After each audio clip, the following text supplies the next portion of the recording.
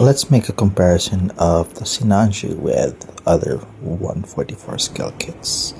We have here the HG Galgo, and we have here the HG Gundam Unicorn. We have here the Barbados and the Ariel.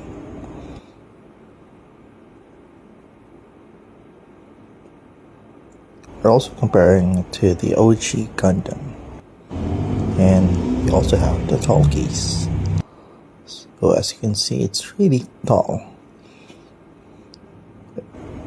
And of course, we have the Sharzaku 2 and the Sasabi. It's only the Sasabi that's bigger than the Sinanju.